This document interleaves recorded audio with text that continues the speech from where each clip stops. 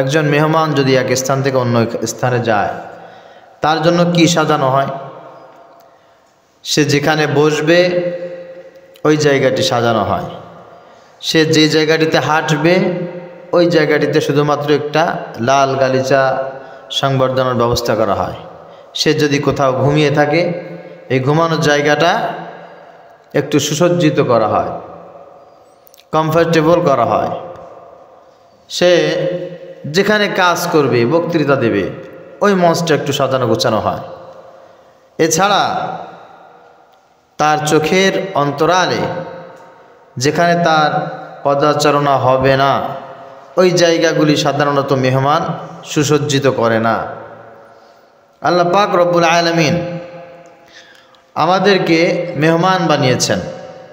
এই দুনিয়াটা আমাদের জন্য একটা মঞ্চ, যেটাকে আমরা বলি রঙ্গমঞ্চ। খেল তামাশার জন্য, হাসি ঠাট্টার জন্য, পরীক্ষা দেওয়া এবং নেওয়ার জন্য একটা মঞ্চ আল্লাহ তাআলা বানিয়েছেন। এখানে আল্লাহ তাআলা যা কিছু দিয়ে সুসজ্জিত করেছেন, এখানে কোনো কিছু ছিল না। আমরা আসার আগে এখানে কিছু ছিল না।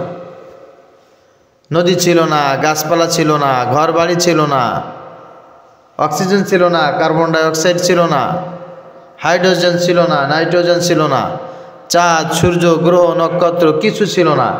এই পৃথিবীটা ছিল শূন্য, মরুভূমি।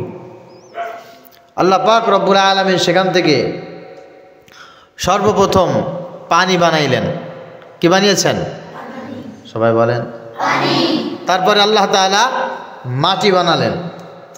সৃষ্টির সর্বপ্রথম উপকরণ হচ্ছে পানি, তারপর উপকরণ হচ্ছে মাটি।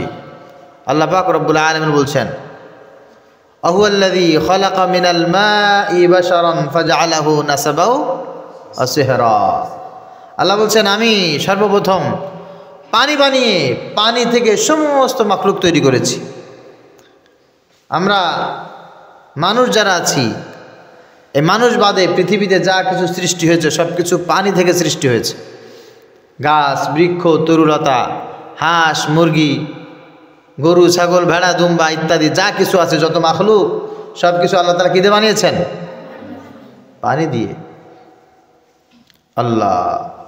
আর আল্লাহ তাআলা মানুষকে সৃষ্টি করার জন্য জমিনে মাটি তৈরি করলেন, পৃথিবীতে মাটি দিয়ে ছেয়ে দিলেন। এই মাটির একটা আস্তর আছে, সব মাটি একরকম না। আমি কয়েকদিন আগে, গত 15 দিন আগে ওই ময়মনসিংহ নেত্রকোনায় গেছিলাম। ওই জায়গায় একটা সাদা মাটির পাহাড় আছে। মাটি এরকম সাদা হয়, ওখানে না গেলে বোঝা যাবে না। মাটি অথচ চুনের মতো সাদা সাদা, ওর ভিতরে কোনো কালো বলতে কোনো কিছু নাই।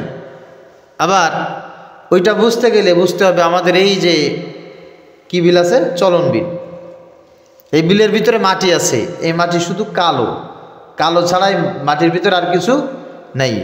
আবার অনেক জায়গার মাটি আছে, লালমাই পাহাড় আছে, এই পাহাড়ের মাটি সব লাল। আল্লাহ পাক রব্বুল আলামিন মানুষকে যেই মাটি দিয়ে বানিয়েছেন, এই মাটি ছিল সকল মাটির মিশ্রণ, সংমিশ্রণ। খলাকাল ইনসানা মিন সলসলিন কাল ফাখার। কাল ফাখার হচ্ছে চতুষ্পদ জিনিসগুলো মিক্সড করে পোড়াইলে যে জিনিসটা হয়, ওইটা হচ্ছে কাল ফাখার। আল্লাহ পাক রব্বুল আলামিন পৃথিবীর সব জায়গার মাটি একত্রিত করেছেন, করে এটাকে পোড়া মাটির মতো বানিয়েছেন। তারপরে মানুষ বানিয়েছেন। এই কারণে মানুষের ভিতরে সব ধরনের রং আছে না নাই? আছে। যেখানকার মাটি সাদা, ওই সাদা মাটি দিয়ে আল্লাহ তাআলা যার তাকদিরে রেখেছেন, সে একেবারে টোটাল হোয়াইট। আবার এই যে চলন বিলের মাটি যে কালো, কি মাটি, জাবা মাটি না কি বলে না, এই মাটি একেবারে ওইটা যার কপালে পড়ছে সে একেবারে আফ্রিকান নিগ্রো হয়ে গেছে, ঠিক না? আবার যার ভিতরে সাদা কালো একটু মিক্সড হয়ে গেছে, সে মনে করেন যে আমাদের মতো হয়ে গেছে। আবার যদি লাল আর সাদা মিক্সড হয়ে যায়, তার অবস্থাও ঠিক সেরকম হয়ে গেছে। কথা বোঝা গেছে? আল্লাহ পাক রব্বুল আলামিন এই সব কিছু বানানোর পর পৃথিবীকে আল্লাহ তাআলা আমাদের জন্য সাজাইলেন। স্তরে স্তরে স্তরে সব কিছু দিয়ে আল্লাহ তাআলা সাজিয়েছেন। সাজানোর পর আল্লাহ তাআলা বলছেন, আমি তোমাদের জন্য এমন কোনো জিনিস নাই যেটা আমি বানাই নাই, তোমার দরকার অথচ পৃথিবীতে নাই, এরকম কোনো কিছু নাই। সুবহানাল্লাহ। আমরা এমন এক মেহমান, এই পৃথিবীতে আসার আগে আল্লাহ তাআলা পৃথিবীতে সব কিছু দিয়ে আমাদের জন্য সাজিয়েছেন। সাজানোর পর আল্লাহ তাআলা বলছেন, তোমার সর্বপ্রথম দায়িত্ব হচ্ছে তুমি দেখো, ফারজি'ল বাসার হাল তারা মিন ফুতুর, তোমার দৃষ্টি দিয়ে আকাশের দিকে তাকাও, জমিনের দিকে লক্ষ্য করো, পাহাড়ের দিকে তাকাও, বিশাল বিলের ভিতরে তাকাও, জঙ্গলের ভিতরে তাকাও, তাকায়া তাকায়া তুমি দেখো কোন জায়গায় একটু ছিদ্র আছে নাকি, কোন জায়গায় তোমার যে জিনিস দরকার ওইটা নাই এমন আছে নাকি, কোথাও কোনো ভুল ত্রুটি আছে নাকি। আমি আল্লাহ তাআলা কোনো ভুল ত্রুটি রাখি নাই, সব কিছু তোমার জন্য আমি আল্লাহ তাআলা সৃজন করে সুন্দর করে সাজিয়েছি, তুমি আমার মেহমান। মেজবানের যেই দায়িত্ব আমি আল্লাহ তাআলা সেটা করেছি, আর মেহমানের কিছু দায়িত্ব আছে না নাই? কথা বলেন। আপনি কোথাও বেড়াইতে গেলেন, যাওয়ার পর আপনি দেখলেন আপনার জন্য সুন্দর বিছানা তৈরি করা হয়েছে, বাড়িঘর আপনার জন্য সুসজ্জিত করা হয়েছে, চমৎকার চমৎকার উপঢৌকন রান্না তৈরি করা হয়েছে। আহারে মেজবান কত কষ্ট করে আপনার জন্য এগুলো তৈরি করেছে, আর আপনি গিয়ে যদি মেজবান তার বাড়ির আসবাবপত্রগুলো নষ্ট করে ফেলেন, আপনার আচার আচরণ যদি নষ্ট করেন, বাড়ির অধীনস্থ যারা আছে তাদের সাথে যদি দুষ্ট আচরণ করেন, আচ্ছা বলেন দেখি ওই মেজবান কি আপনাকে বাড়ি রাখবে নাকি? ওই মেজবান বাড়ি আপনার জন্য যা কিছু তৈরি করেছে ওইগুলো কি আপনার সামনে দেবে? দেবে? কিরে আমার মেহমান আমার ছেলের সাথে খারাপ আচরণ করে, আমার ভাইয়ের সাথে খারাপ আচরণ করে, আমি যা কিছু তৈরি করেছি এগুলোর সাথে মিসবিহেভ করে, না, এ আমার মেহমান হতে পারে না। একে ধরে নিয়ে বাড়ি থেকে বের করে দাও, এটা জেলখানায় দাও, একে এলাকা থেকে বের করে দাও, ও যেন কোশ্চিনকালে আমার বাড়ি ঢুকতে না পারে। আল্লাহ পাক রব্বুল আলামিন সব কিছু তৈরি করার পর বলছেন, ইয়া মা'শারাল জিন্নি ওয়াল ইনস ইন ইসতাতা'তুম আন তানফুযু মিন আকতারিস সামাওয়াতি ওয়াল আরদ ফানফুযু লা তানফুযুনা ইল্লা বিসুলতান ফাবিআইয়ি আলাই রব্বিকুমা তুকাজ্জিবান। আল্লাহ বলছেন সব কিছু সাজানোর পর, হে জিন জাতি আর হে মানব জাতি, তোমরা যদি আমার সুন্দর এই সুন্দর পরিবেশের সাথে তুমি যদি আমার হুকুমগুলো না মানো, তোমার ভদ্রতা যদি বজায় না রাখো, তাহলে তোমার এই জমিনে কোনো স্থান নাই।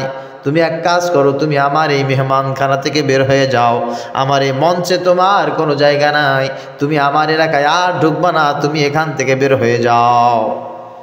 বের হয়ে যাওয়ার জায়গা আছে নাকি বলেন? আছে? ফানফুজু আল্লাহ বলছেন বের হয়ে যাও, লা তানফুজুনা আল্লাহ বলছেন বের হওয়ার তো জায়গা নাই।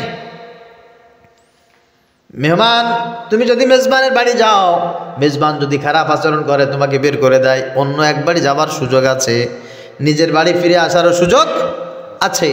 কিন্তু আল্লাহ বলছেন ফানফুজু এখান থেকে বের হয়ে যাও, কারণ তোমার আচার আচরণ আমার পছন্দ নয়। এই পৃথিবীতে তুমি আসবা বলে সুন্দর করে আমি পৃথিবী সাজিয়েছি, সুন্দর করে আমি আল্লাহ তাআলা চমৎকার করে পৃথিবীটা সুসজ্জিত করেছি। আর তোমাকে বলছি বান্দা আদব রক্ষা করে চলো, তোমার যেই সম্মান, তোমার যে মর্যাদা, তোমার যে ইজ্জত, এটা রক্ষা করে চলো। এটা যেহেতু তুমি করছো না, তুমি আমার মেহমানখানা থেকে বের হয়ে যাও। আবার আল্লাহ বলছেন না, এই ক্ষমতা তোমার নাই, তুমি এখান থেকে বের হয়ে যাবে ইল্লা বিসুলতান, যেখানেই যাবে দেখবে সেটা একজন তৈরি করেছে, তিনি কে? আল্লাহ সুবহানাহু ওয়া তাআলা। এই জন্য আমরা এই দুনিয়ায় যা ইচ্ছা তাই করতে পারি না, যা ইচ্ছা তাই করতে পারি না। এই মাটি জমিন এই এলাকা আপনি বানাইছেন নাকি আপনার আব্বা বানাইছে? কথা বলেন, বানাইছে কে? আল্লাহ বলছেন এই জমি আমি তোমাদের জন্য বিছানার মতো করে বানিয়েছি। কোথাও রাস্তা হবে, কোথাও নদী হবে, কোথাও আবার বিল হবে, কোথাও খাল হবে, আবার কোথাও হাইওয়ে রাস্তা হবে। কে বানিয়েছে? أمن جعل الأرض قرارا وجعل خلالها أنهارا وجعل بين البحرين حاجزا أإله মা'আল্লাহ।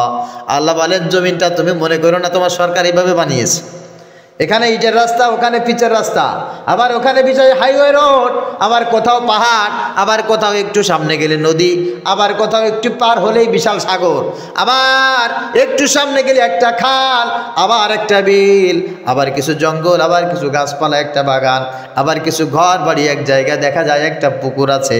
এই যে সুন্দর করে জমিনটা সাজানো তোমাদের জন্য সাজানো, এটা কে সাজিয়েছে? আইলাহুম আল্লাহ, আল্লাহ পাক রব্বুল আলামিন বলেন যিনি সাজিয়েছেন তিনি আমি ছাড়া আর কে? আর কেউ না, আল্লাহ তাআলা সাজিয়েছে। কেন সাজিয়েছেন? আল্লাহ তাআলা বলেন সব কিছু সাজিয়েছি এই কারণেই আমি হচ্ছে তোমার মেজবান, তুমি হচ্ছে আমার মেহমান। এই জমিনে আমরা সবাই মুসাফির, আমরা সবাই মেহমান। স্বীকার করেন আর না করেন, সবাই আমরা মুসাফির আর সবাই আমরা মেহমান। মুসাফির আর মেহমান কোথাও গেলে ইচ্ছা মতো কিন্তু চলতে পারে না, পারে? প্রিয় ভাইরা, যেহেতু চলতে পারে না, নবীজি সাল্লাল্লাহু আলাইহি সাল্লামের একটা চমৎকার হাদিস আজকের আলোচ্য বিষয় হবে ইনশাআল্লাহ। সেটা হচ্ছে নবীজি সাল্লাল্লাহু আলাইহি সাল্লাম বলছেন জমিনে তুমি যেহেতু মেহমান, তুমি যেহেতু অতিথি, সেহেতু তুমি যখন দেখবে যে ওই অবস্থা খারাপ, তখন তুমি আর ওই জায়গায় দাঁড়াবা না, এলাকা থেকে ভেগে চলে যাও। কথাটা বুঝতে হবে। আমি গেলাম এক বাড়ি বেড়াইতে, যে দেখি যে আমি যে বাড়ি বেড়াইতে গেছি ওই বাড়ির ছেলে আর মেয়ে অথবা মা বাবা তুমুল ঝগড়া, একটা আরেকটারে লাঠি দিয়ে পিটাইতেছে। এখন আমি গেছি ওই বাড়ি বেড়াইতে, আমাকে মেহমানদারি করবে কি? আমি দেখতেছি অবস্থা বেগতিক। এখন আমার কি করণীয় বলেন? ওরা যা করবে করুক, রান্নাবান্না যা হয়েছে আমি পেট পুরে খেয়ে ঘুমাই থাকি, এটা কি কোনো মেহমানদারের আদর্শ কাজ হবে? না। মেহমানের অবস্থা হচ্ছে এখানে আর সময় না ক্ষেপণ করা, কাল ক্ষেপণ না করে এখান থেকে ভেগে যাওয়া, সালাম দিয়ে আসসালামু আলাইকুম। আমি এই জায়গার মেহমান হওয়ার উপযুক্ত নই, মানে বাংলায় যেটাকে বলে ভিক্ষা চাই না কুত্তা ঠেকাও। আমার এই মারামারি দরকার নেই, গ্যাঞ্জাম ফাসাদ দরকার নেই, আমি যেভাবে আসছিলাম এভাবে বাড়ি চলে যায়। ঠিক তদ্রূপ এই জমিনের ফাসাদ যখন তৈরি হয়ে যায়, নবীজি সাল্লাল্লাহু আলাইহি সাল্লাম বলেছেন তখন তুমি আর মেহমান হওয়ার উপযুক্ত থাকো না। তখন তোমাকে এক কাজ করতে হবে, যদি তুমি দেখো যে না তোমার পরামর্শে, তোমার সম্মানে, তোমার ইজ্জত রক্ষায় কিছুটা হলেও মেজবান যারা আছে এরা একটু শালীনভাবে থাকার সুযোগ পাচ্ছে বা তাদেরকে পরিস্থিতি নিয়ন্ত্রণে রাখা সম্ভব, চেষ্টা করে দেখতে পারো। আর যদি চেষ্টা তোমার দ্বারা না হয় তুমি এখান থেকে কেটে যাও। আল্লাহ তাআলা বলছেন হে বান্দারা তোমাদেরকে বলছি আমাকে ভয় করো ভয় করার মতো। আর যেহেতু এই মেহমান খানা থেকে তোমাকে চলে আসতে হবে, মুসলমান না হয়ে খবরদার এই মেহমান খানা ত্যাগ করো না, এই পৃথিবী ত্যাগ করো না। এটা ত্যাগ করার আগে কিন্তু যেন তুমি পরিপূর্ণ মুসলমান থাকো। সুবহানাল্লাহ। আর নবীজি সাল্লাল্লাহু আলাইহি সাল্লাম বলছে শোনো, আল্লাহ তাআলা যেহেতু তোমাদেরকে মুসলমান হয়ে পরিপূর্ণ মেহমানের মর্যাদা নিয়ে দুনিয়া থেকে যেতে বলেছেন, আমি তোমাদেরকে সংক্ষিপ্তভাবে কিছু কথা বলছি। এই কিছু কাজ সমাজে যখন বিপর্যস্ত তৈরি হয়ে যাবে তখন তুমি আর সমাজে ওখানে থাকবে না। ওই সমাজ তোমার জন্য অনুপযুক্ত, ওই সমাজে ক্যান্সার হয়ে গেছে, ওই সমাজে এমনভাবে ভাইরাস ছড়িয়েছে, করোনা ভাইরাস ছড়িয়েছে, ওই এলাকায় থাকা তোমার জন্য নিরাপদ নয়। ইতিপূর্বে এরকম হয়েছিল, যে মনে করেন এই এলাকায় যখন করোনা ছিল তখন কি মানুষ রাস্তাঘাটে পাওয়া যেত? এক এলাকা থেকে আরেক এলাকায় আসতো মানুষ না। যেহেতু এলাকায় করোনা আছে ওই এলাকা বাদ দিয়ে সবাই নতুন এলাকায় চলে যেত। ঠিক তদ্রূপ কিছু গুনাহের কাজ আছে, ওই গুনাহের কাজ যখন ওই এলাকায় ছড়িয়ে পড়ে তখন ওই এলাকার আর কেউ বাঁচতে পারে না, তখন আল্লাহ তাআলার কাছে চাইতে হয়। অথবা এটা থেকে পরিত্রাণ পাওয়ার জন্য নবীজি সাল্লাল্লাহু আলাইহি সাল্লাম যা বলেছেন, আল্লাহ পাক রব্বুল আলামিন যা বলেছেন তাই করতে হয়। ইতিপূর্বে যখন এরকম হয়েছিল তখন আল্লাহর গোলামের আল্লাহর কাছে দোয়া করেছিলেন, আর আল্লাহ তাআলা সেই দোয়াগুলো কোরআন কারিমে কোট করেছেন। সুবহানাল্লাহ। রব্বানা আখরিজনা মিন হাযিহিল ক্বরিয়াতিজ যালিমি আহলুহা ওয়াজআল লানা মিন লাদুনকা ওয়ালিয়্যা ওয়াজআল লানা মিন লাদুনকা নাসীরা। এই কাজ বিশেষ করে 6টি। কয়টি? এই 6টি কাজ যখন জমিনের উপরে প্রতিষ্ঠিত হয়ে গেছে আল্লাহর গোলামেরা তখন আর কোনো কাজ করতে পারে না। জমিনে আল্লাহর হুকুম পালন করতে পারে না, জমিনে বড় অভাবগ্রস্তের ভিতরে আছে, সেই সময় আল্লাহর গোলামেরা দোয়া করেছে, আল্লাহ আখরিজনা মিন হাযিহিল ক্বরিয়াতিজ যালিমি আহলুহা, আল্লাহ এই জমিন থেকে তুমি আমাদেরকে বের করে দাও, এই জমিন থেকে আমাদেরকে বের করো। ওয়াজআল লানা মিন লাদুনকা ওয়ালিয়া, আল্লাহ তুমি আমাদের জন্য একটা অভিভাবক পাঠাও, এমন একজন মানুষ পাঠাও যে আমার দ্বারা হচ্ছে না, যাকে দিয়ে পারো এই সমস্যাগুলো তুমি দূর করে দাও। এখন মেজবান যে মারামারি শুরু করেছে, আল্লাহ আমি যদি এখান থেকে চলে যাই, আমার তো এখন মরণ ছাড়া কোনো গতি নাই, তাহলে এমন একজন লোক তুমি পাঠাও যে লোকটা এদের গ্যাঞ্জামগুলো কি করতে পারে, মিটাইতে পারে। ওয়াজআল লানা মিন লাদুনকা নাসীরা, অথবা তুমি তোমার তরফ থেকে আল্লাহ নুসরাত দাও, সাহায্যকারী পাঠাও। রব্বুল আলামিন যেই সাহায্য পেলে দুনিয়ার সব বালা মুসিবত আযাব গজব থেকে হেফাজত থাকা যায়। এই জন্য নবীজি সাল্লাল্লাহু আলাইহি ওয়াসাল্লাম বলছেন, আমার সাহাবীরা তোমরা দুনিয়ায় সব সময় সুন্দর করে বসবাস করার পর যখন দেখবে জমিনের ভিতরে 6টি কাজ সংগঠিত হবে। কয়টা কাজ? বাদিরু সিত্তাম বিল মাউত, 6টি কাজ জমিনে সংগঠিত হওয়ার আগে তোমরা সবাই মরে যাও। দুনিয়ার এই জায়গায় তোমাদের থাকার দরকার নাই, থাকলে মান থাকবে না, সম্মান থাকবে না, ঈমান থাকবে না, মূল্যায়ন থাকবে না, কদর থাকবে না, সব জায়গায় শুধু লাঞ্ছনা, অপমান, কষ্ট, বেদনা, দুঃখ, যন্ত্রণা, ফাসাদ, সন্ত্রাসবাদ, সব কিছু একেবারে সয়লাভ হয়ে যাবে।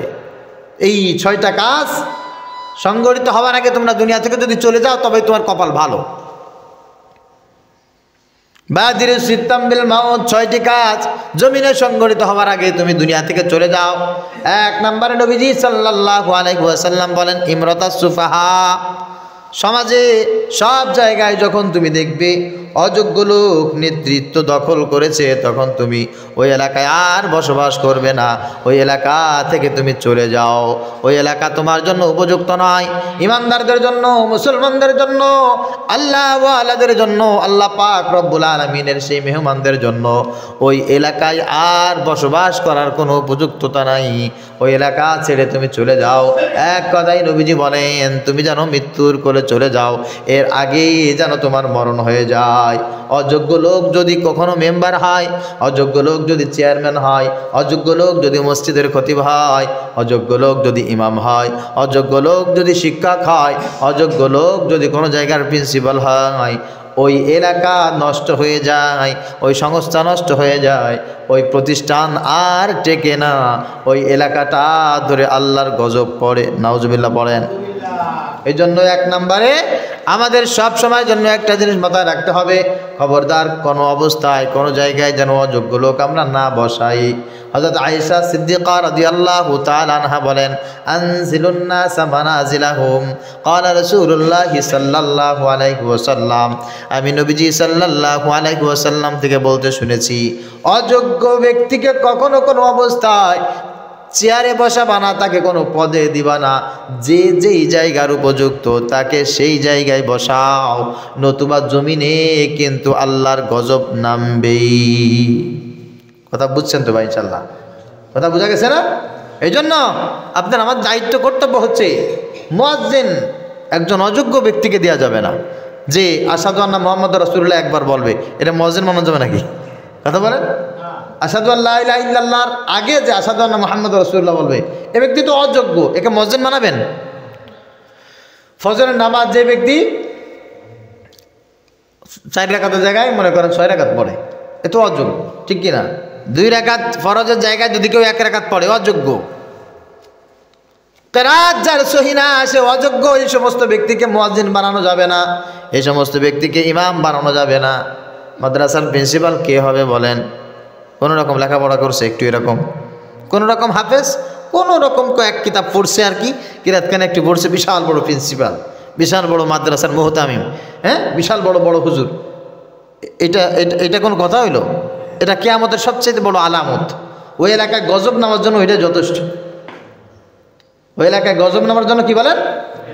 ওইটাই যথেষ্ট। মেম্বার কে হবে? কে হবে মেম্বার? যে চোখের হেফাজত করে না, জবানের হেফাজত করে না, চুরি করে, মিথ্যা কথা বলে, অপরের সম্পদ চুরি করে, জোর করে এর তা ওর তা তার তা খায়, চাঁদাবাজি করে, হ্যাঁ, এই সমস্ত লোক কি মেম্বার হবে? লেখাপড়া জানে না, মানুষকে সম্মান করে কথা বলে না, সব শ্রেণীর মানুষের সাথে সুন্দর আচরণ যার নাই, এই ব্যক্তি অযোগ্য। এ যদি মেম্বার হয় অবস্থাটা কী হবে বলেন? বিনা ওযুতে নামাজ পড়ানোর মতো হবে না? বিনা ওযুতে নামাজ পড়াইলে যতই সুর হোক না কেন নামাজ হবে? ঠিক তদ্রুপ অযোগ্য ব্যক্তিকে চেয়ারম্যান বানানো যাবে না, অযোগ্য ব্যক্তিকে মেম্বার বানানো যাবে না, অযোগ্য ব্যক্তিকে এমপি মন্ত্রী মিনিস্টার বানানো যাবে না। অযোগ্য লোকের দলের সাপোর্টে কথা বললে ইমানই থাকবে না। মনে থাকবে ইনশাআল্লাহ? তাহলে এখানে বিশাল একটা উত্তর থাকে, তা হচ্ছেই তাহলে যোগ্য ব্যক্তি কে? যোগ্য ব্যক্তি কে?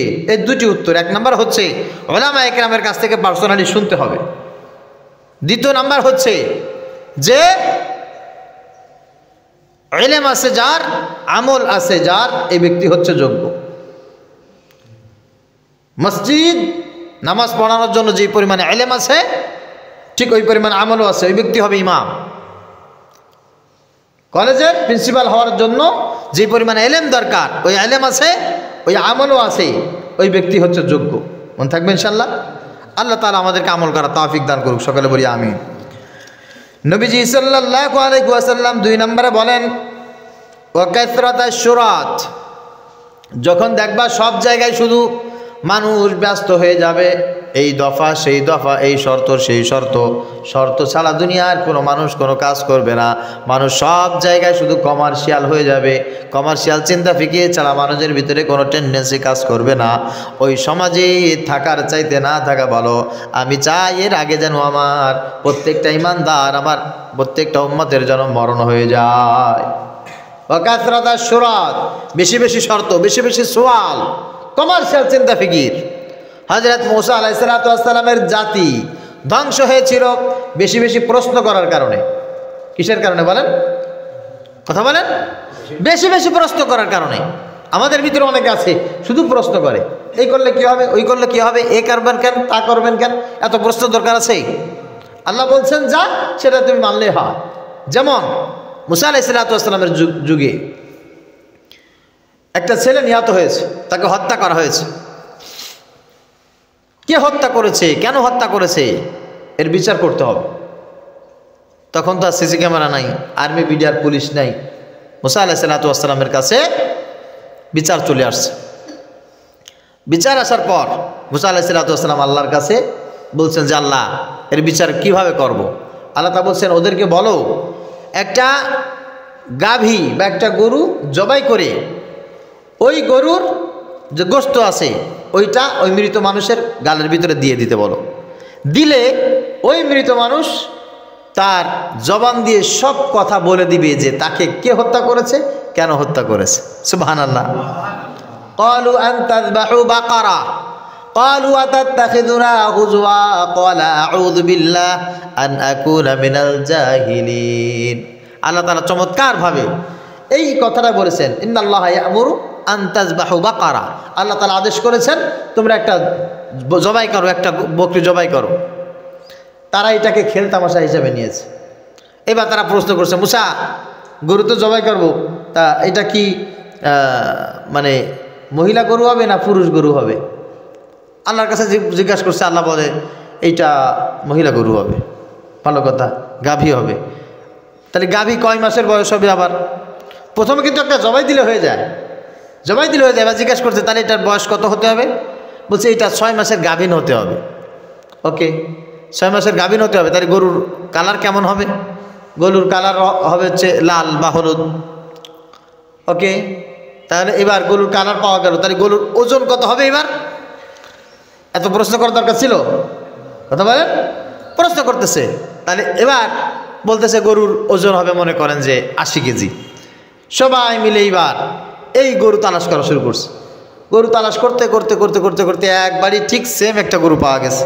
এখন গরুর মালিক গরু বিক্রি করবে না।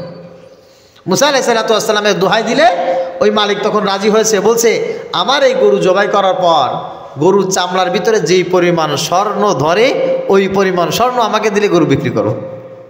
তারা অবশেষে সব কিছু উজাড় করে দিয়ে সেই শর্তে রাজি হয়ে গরু জবাই করে গরুর গোশত যখন তার মুখের ভিতরে দেওয়া হয়েছে তখন ওই ব্যক্তি সব বলে দিয়েছে। আমার আপন চাচা সম্পদের লোভে আমার দ্বারা তার সম্মানের হানি হচ্ছিল, সে অপমানিত হচ্ছিল, এই কারণে ক্রোধে, হিংসায়, রাগে, লোভে আমার চাচা আমাকে হত্যা করেছে। এটা বলার পর মুসা আলাইহিসসালাতু ওয়াসসালাম বললেন যে কাহিনী এই, তারা সবাই মেনে নিয়েছে, আসামি কট খাইছে। আল্লাহ পাক রব্বুল আলামিন বলছেন যে মুসা, এই জাতি নিয়ে বেশি দূরে যাওয়া যাবে না, কারণ এরা যেই পরিমাণ প্রশ্ন করে আর যেই পরিমাণ শর্ত দফা রফা এদের, এই দফা রফা দিয়ে জীবন চলবে না। এদেরকে আল্লাহরে মেনে নিতে বলো, রাসূলকে মেনে নিতে বলো। 10 দফা, 6 দফা, 100 দফা, 30 দফার কোনো দরকার নেই। আমি আল্লাহ তাআলা যেই দফা দিয়েছি এই দফায় এদের জীবন দফা রফা হয়ে যাবে। সুবহানাল্লাহ। এই জন্য নবীজি সাল্লাল্লাহু আলাইহি সাল্লাম বলছেন, এখন দেখবা যে সবাই খালি শর্ত দেয়, সবাই খালি দফা রফাই সারে, ওই সময় বসবা যে সমাজের 12টা বাজে গেছে, 12টা বাজে আর দরকার নাই। ওয়া কাসরাতাশ শুরাত বলেছেন মুহাম্মদুর রাসূলুল্লাহ সাল্লাল্লাহু আলাইহি ওয়াসাল্লাম। 3 নম্বরে নবীজি সাল্লাল্লাহু আলাইহি ওয়াসাল্লাম বলছেন ওয়াবাইআল হুকমি। এই সমাজের আরো একটা মারাত্মক ব্যাধি চলে আসবে ইমানদারদের সামনে। যখন ওই ব্যাধি চলে আসবে, ইমানদারেরা ইমান নিয়ে, ইজ্জত নিয়ে, সম্মান নিয়ে, ইসলাম নিয়ে বাঁচতে পারবে না। আমি নবী বলছি বাদিরু সিত্তাম বিল মাউত, এর আগে যেন এদের মৃত্যু হয়ে যায়। 3 নম্বরে কি? ওয়াবাইআল হুকমি, বিচার টাকার বিনিময়ে বিক্রি হবে। কি বিক্রি হবে? কথা বলেন। বিচার টাকার বিনিময়ে বিক্রি হবে। বিচার সালিশ বিক্রি হয়ে যাবে। 2 ভাইয়ের ভিতরে দ্বন্দ্ব হয়েছে, 2 প্রতিবেশীর ভিতরে দ্বন্দ্ব হয়েছে, 2 প্রতিপক্ষের ভিতরে দ্বন্দ্ব হয়েছে, যা কিছু হয়েছে না কেন টাকা দিলে সব খালাস হয়ে যাবে। ন্যায় দেখবে না, অন্যায় দেখবে না, রাষ্ট্র দেখবে না, দিন দেখবে না, ধর্ম দেখবে না, টাকা দিছে সব ফিট। টাকায় যখন সব কিছু বিক্রি হয়ে যাবে, নবীজি সাল্লাল্লাহু আলাইহি সাল্লাম বলছেন ওই সময় মানুষের সম্মান থাকবে না, জমিনের উপরে সত্যের কোনো মূল্য থাকবে না। ওই সময় দেখবা সব কিছু হাওয়া হয়ে গেছে, সব কিছু ভস্ম হয়ে গেছে, সব কিছু কেমন যেন তেতো হয়ে গেছে, ঝলসে গেছে। আমি নবী বলছি ওই সময় হাতের উপরে আগুন রাখা সহজ হবে, মুমিনের ঈমান রাখা অনেক বেশি কঠিন হবে। সুতরাং তোমাদের জন্য আমি কামনা করে গেলাম, আমার উম্মত যারা দাবি করবে তাদের সামনে এই শর্ত বা এই সময় আসার আগে যেন আমার উম্মত সব মরে যায়, কারণ মরে গেলে তারা বাঁচতে পারবে। এছাড়া এই সময় আপনি কি করবেন বলেন? কি করবেন? আমাদের দেশের অনেক গরিব খেটে খাওয়া মানুষ অনেক কষ্ট করে লেখাপড়া শিখেছে, জমি বিক্রি করে, পরের ক্ষেতে কাজ করে, মাথার ঘাম পায়ে ফেলে সব কিছু শেষ করে নিঃশেষ হয়ে লেখাপড়া শিখিয়েছে। এবার চাকরি লাগবে, চাকরি দিতে গেলে যদি টাকা লাগে, চাকরি দিতে গেলে যদি টাকা লাগে, তাহলে এই সৎ মানুষগুলো, শিক্ষিত মানুষগুলো চাকরি করবে আর কোনোদিন? এরা তো টাকা পয়সাতে চাকরি করতে পারবে না, এরা ডাকাতি করবে, এরা ছিনতাই করবে, এরা চুরি করবে, বদমাইশি করবে। এরা টাকা পয়সা পাবে কোথায় আর চাকরি কিভাবে করবে বলেন? কারণ চাকরি তো টাকায় কেনা বেচা হচ্ছে।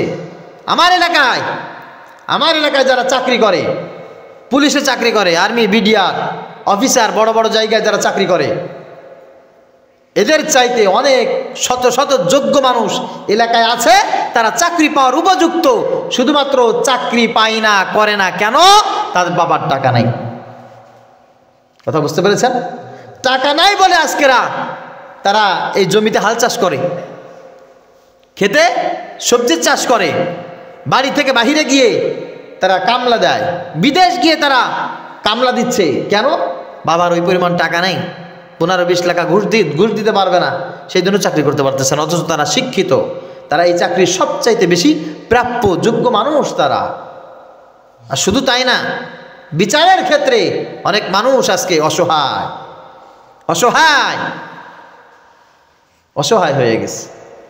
জায়গা জমি, ঘর বাড়ি, সহায় সম্পত্তি, পারিবারিক সম্পর্ক, দাম্পত্যের সম্পর্ক সব কিছু নষ্ট হয়ে গেছে, টাকায় বিক্রি হয়ে গেছে। সব টাকায় বিক্রি হয়ে গেছে। মেম্বারের কাছে যায়, টাকায় সব বিক্রি হয়ে যায়। চেয়ারম্যানের কাছে যায়, টাকায় বিক্রি হয়ে যায়। থানায় যায়, টাকায় বিক্রি হয়ে যায়। কোর্টে যায়, টাকায় বিক্রি হয়ে যায়।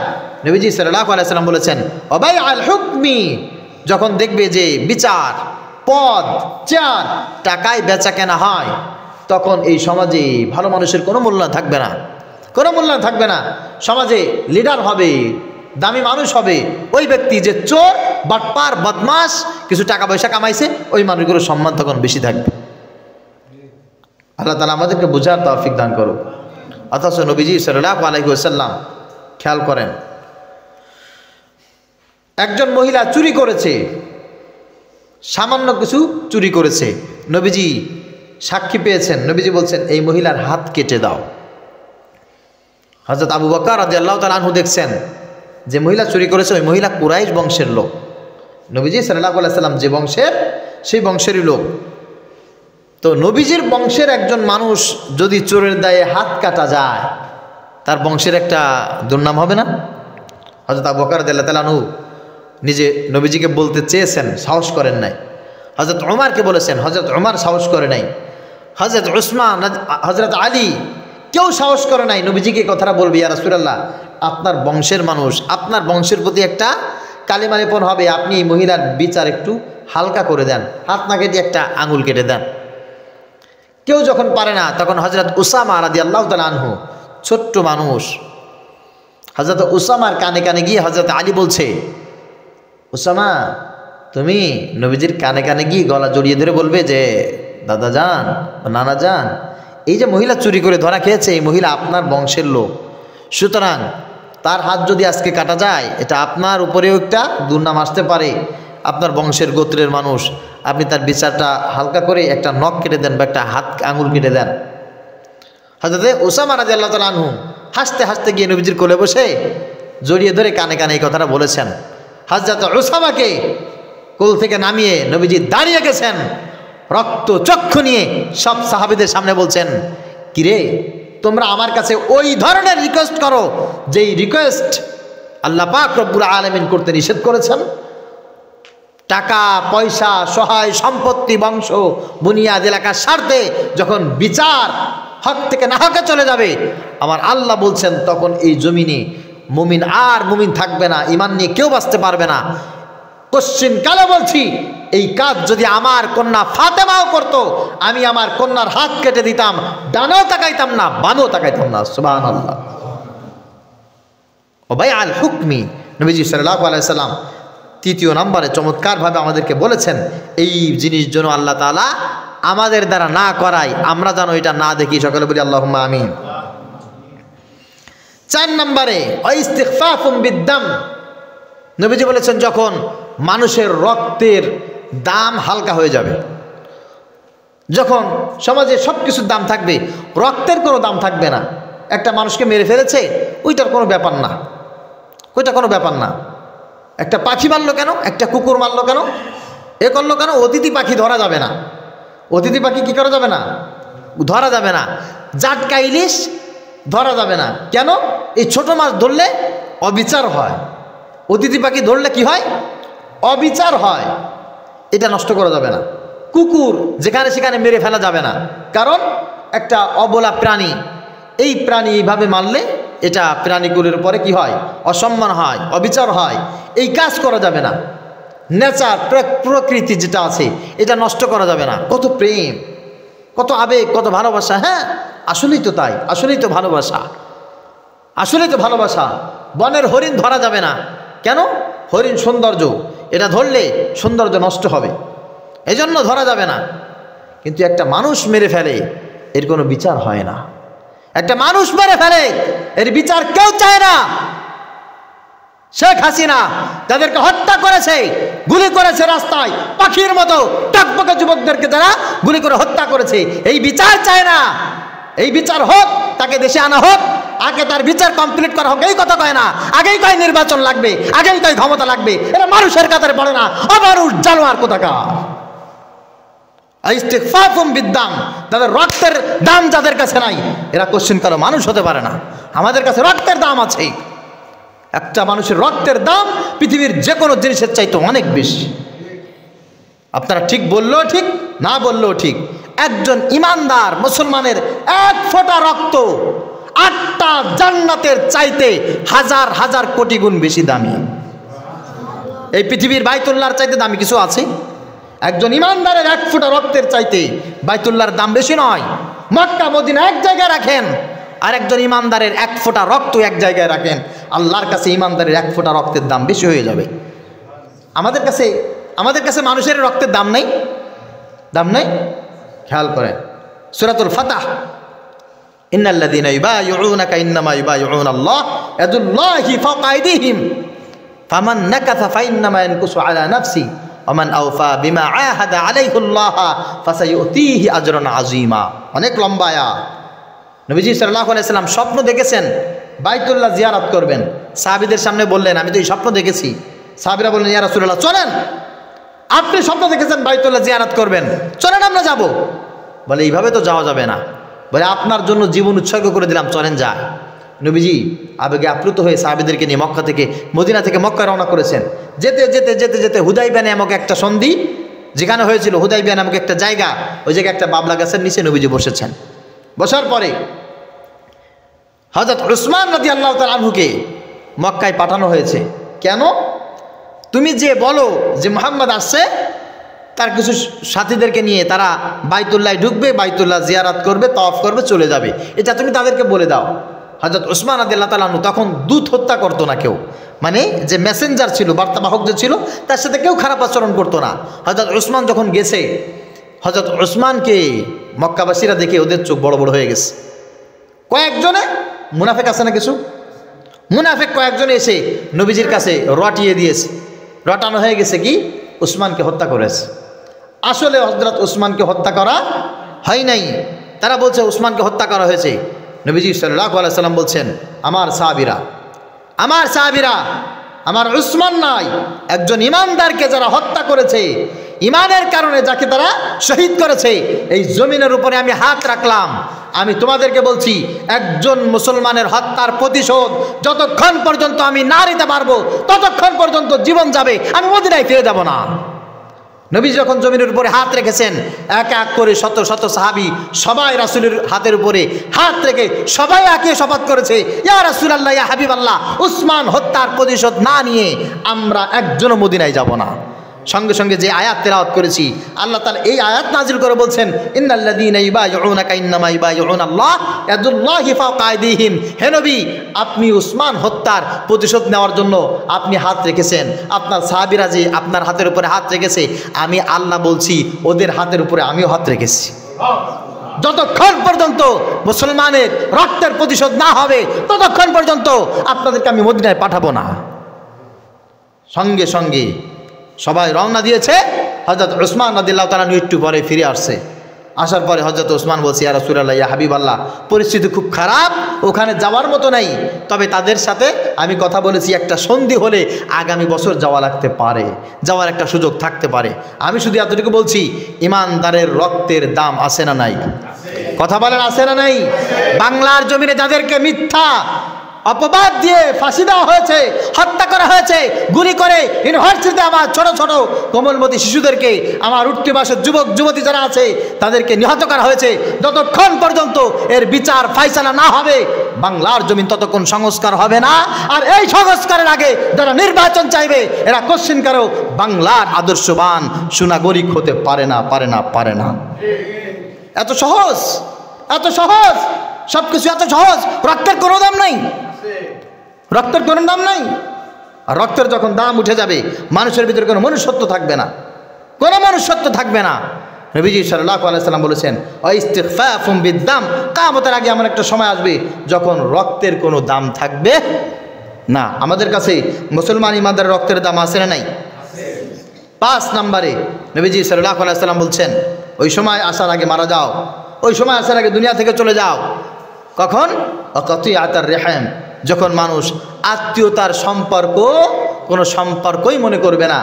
বন্ধুর সম্পর্ক সবচাইতে বড় সম্পর্ক, লিডারের সম্পর্কে সবচাইতে বড় সম্পর্ক, দলের সম্পর্ক সবচাইতে বড় সম্পর্ক, গার্লফ্রেন্ড বয়ফ্রেন্ডের সম্পর্ক সবচাইতে মোস্ট অ্যাট্রাকটিভ রিলেশন, এর চাইতে বড় সম্পর্ক আর কিছু নাই। আমার মা, আমার বাবা, আমার ভাই, আমার বোন, আমার ভাতিজি, আমার ভাগ্নি, এদের পরে যে দায় দায়িত্ব আছে, এদের উপরে যে সুসম্পর্ক থাকা দরকার, এইটার কোনো মূল্যায়ন থাকবে না। দুনিয়ায় অমুক তমুক ছাড়া আর বাঁচি না, এই সম্পর্ক যখন পৃথিবীর ভিতরে সয়লাব, তখন দেখবা সমাজে শুধু অশান্তি আর অশান্তি আর অশান্তি। কোনো সম্পর্কে তখন মানুষের কাছে আর দাম থাকবে না। প্রিয় ভাইরা আমার, কত মানুষ মসজিদে নামাজ পড়ে, আমাদের কাছে আসে, বড় বড় লেকচার দেয়, মাথায় টুপি আছে, মুখে দাড়ি আছে, ছেলের হক মারে, আছে না নাই? মেয়ের হক নষ্ট করে, এইরকম বেয়াদব আছে না নাই? ভাইয়ের হক নষ্ট করে, আছে না নাই? জোরপূর্বক জমি দখল করে, আছে না নাই? এইগুলো শিয়াল কুকুরের চাইতে নিকৃষ্ট। এরা যদি কোনোদিন, আমি আগেই বলেছিলাম আমার এলাকায় যারা পরের জমি ঠকিয়ে খেয়েছে, যারা চাঁদাবাজি করেছে, আমাদের কাছে প্রুফ আছে। এরা যদি মেম্বারিতে দাঁড়ায়, এরা যদি চেয়ারম্যানিতে দাঁড়ায়, আমি এলাকার প্রত্যেকটা মা বোনকে বলে দিব, জুতা রেডি রাখবেন, ঝাড়ু রেডি রাখবেন। আসবে চাঁদাবাজ বলে, জমি লুণ্ঠনকারী বলে, আয় ঠেলা উপাধি দিয়ে ঝাড়ু পিটা, জুতা পিটা করবেন, তারপরে যা আছে আমি দেখব। আমার এলাকায় কোনো সন্ত্রাসী, চাঁদাবাজি, ঘুষখোর, বদমাইশ, লম্পট, ভূমি দস্যু যারা আছে, কোনো মানুষ আমার এলাকায় লিডার হতে পারবে না, কোনো লিডার হতে পারবে না। ওর পরিচয় লুণ্ঠনকারী, ওর পরিচয় চোর, ওর বাপ মুক্তিযোদ্ধা হোক, আর ওর বাপ এদেশের সবচাইতে বড় স্বাধীনতা প্রেমী হোক, আর বড় লিডারশিপ হোক, কিচ্ছু আসে যায় না। ওকে ঠিকই আমি জাতির সামনে উন্মুক্ত করে ছাড়বো, চোর হিসাবে, বাটপার হিসাবে, সন্ত্রাস হিসাবে, চাঁদাবাজ হিসাবে। ইনশাআল্লাহ, ইনশাআল্লাহ করবো, ইনশাআল্লাহ। মায়ের সম্পর্কের দাম নাই, ভাইয়ের সম্পর্কের দাম নাই, দাদা দাদির সম্পর্কের দাম নাই, চাচা সম্পর্কের দাম নাই, দাম আছে অমুক তুমুক সম্পর্কের।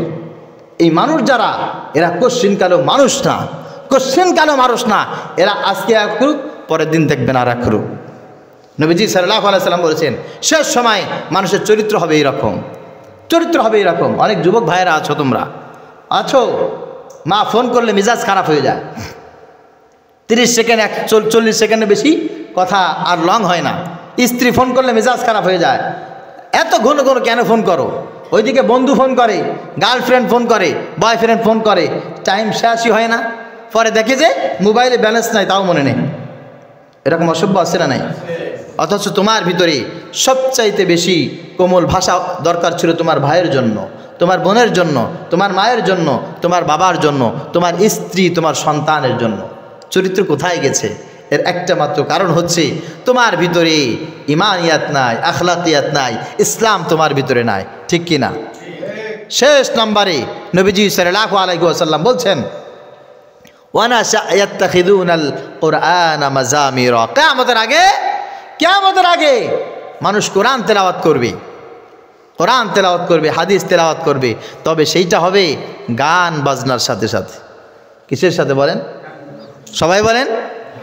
এখানে দুটি অর্থ। একটা অর্থ হচ্ছে নবীজি সাল্লাল্লাহু আলাইহি সাল্লাম কোরআন তেলাওয়াতের ব্যাপারে অসংখ্য জায়গায় বলেছেন, লা তাগুন্নু বিল কোরআন, তোমরা গানের সুরে সুরে কোরআন তেলাওয়াত করো না। আবার অনেক জায়গায় বলেছেন, তোমরা বাজনার সুরে সুরে কোরআন তেলাওয়াত করো না। অনেক মাজার আছে না আমাদের দেশে, ঢোলের তালে তালে জিকির করে, কোরআন তেলাওয়াত করে, আছে না নাই? কথা বলেন। এরা শয়তানের উত্তরসূরি, এরা শয়তানের উত্তরসূরি। একটা হচ্ছে যে কোরআনের কোনো আওয়াজ, হাদিসের কোনো শব্দ, আল্লাহর কোনো জিকির, এইটা বাজনার তালে তালে করা যাবে না। কথা বুঝতে পেরেছেন? প্রথম হচ্ছে এইটা। দ্বিতীয় নাম্বার হচ্ছে গান বাজনা করা যাবে না। গান শোনা হালাল না হারাম? আচ্ছা, গান শোনা জায়েজ, এরকম একটা হাদিস আপনারা কেউ কোনোদিন পাইছেন? যদি পান তাহলে আমাকে বললেন, আমি আর জীবনে কোনোদিন এই বিষয়ে আপনাদেরকে বিরক্ত করব না। যে হুজুর গান শোনা তো জায়েজ আছে, এই মিউজিক শুনতেছি, একটু সিনেমা দেখতেছি, একটু নাচ গান করতেছি, এটা সমস্যা কি? এটা তো ভাই হারাম জিনিস, আপনি করতেছেন তাই বলতেছি। যদি কোথাও হালাল পান আমাকে বলেন, আমি আর বলবো না। আমাদের সমাজে কিছু সংখ্যক ভাইয়েরা আছে, তারা খুব বেশি সুশীল। এরা গান বাজনা, কনসার্ট, এইগুলোকে এরা গুনার কাজই মনে করে না, একেবারে মোটেও গুনাহের কাজই মনে করে না। কথা বুঝতে পেরেছেন? তো আপনি গানকে, সিনেমাকে, নাচ গানকে, আপনি মিউজিককে গুনাহের কাজ মনে করবেন না। নবীজি সাল্লাল্লাহু আলাইহি সাল্লাম বলেছেন, ওই সময় এমনভাবে আসমান থেকে ফিতনা চলে আসবে, তসবির দানা ছিঁড়ে ফেললে একেবারে একটার পর একটা দানা যেভাবে খটখট করে সব জমিনে ছড়িয়ে ছিটিয়ে পড়ে যায়, ঠিক তদ্রূপ মানুষের ভিতরে এইভাবে ফিতনা ফাসাদ এমনভাবে ছড়িয়ে পড়বে, মানুষ কল্পনাও করতে পারবে না, কল্পনাও করতে পারবে না। এজন্য আমি আপনাদেরকে বলছি, মানুষ একটা মারাত্মক সময় পার করছে, মারাত্মক সময়। নবীজি সাল্লাল্লাহু আলাইহি ওয়াসাল্লাম বলেছেন, ইমানদার শেষ সময়ে ফজরের পরে ইমানদার হয়ে ঘর থেকে বের হবে, আবার একটু পরে ফিরে চলে আসবে কাফের হয়ে। নাউজুবিল্লাহ পড়েন। সকালবেলা যদি তার মৃত্যু হতো সে জান্নাতুল ফেরদাউসের অধিবাসী হতো, কিন্তু সকালবেলা মৃত্যু না হয়ে মৃত্যুটা হয়েছে একটু পরে দুপুরের সময়, যার কারণে এ ব্যক্তি হাবিয়া দোজকের অধিবাসী হয়ে গেছে। বলে কারণটা কি? কারণ হচ্ছে এমন কিছু কথা তার ভিতরে ঢুকানো হয়েছে, সে বিশ্বাস করে ফেলেছে, যার কারণে ওখান থেকে ফিরে আসার আর কোনো সুযোগ নাই, কোনো সুযোগ নাই। আমি বিতর্কিত অনেক কথা আছে, এগুলো আপনাদেরকে শুধুমাত্র মেসেজ দেওয়া, এই কারণে মেসেজ দেওয়া কিয়ামতের ময়দানে যেন আপনারা আমাকে না ধরেন যে হুজুর যদি আমাদেরকে একটু বলে দিত তাও তো আমরা একটু মোটামুটিভাবে সাজা শরীর সামলায় থাকতাম আর কি। হুজুর তো আমাদেরকে বলে নাই, সেই জন্য আমার কথা মাইনা কেউ আল্লাহর ওলি হয়ে যাবেন, আমি এটা নিজেও কামনা করি না, বা আমার বিশ্বাস এরকম নাই যেখানে যারা আছেন সবাই আমার কথা শুনে পালন করবেন তা না। কিন্তু 100% আপনাদের সামনে আমার সামনে আল্লাহ যেদিন দাঁড়াবে জিজ্ঞাসা করবে আমাকে এই কথাটা বলেছিলে কি বলেছিলে না, সেই দিন যেন অন্ততপক্ষে আমি বলতে পারি যে আমি বলেছিলাম।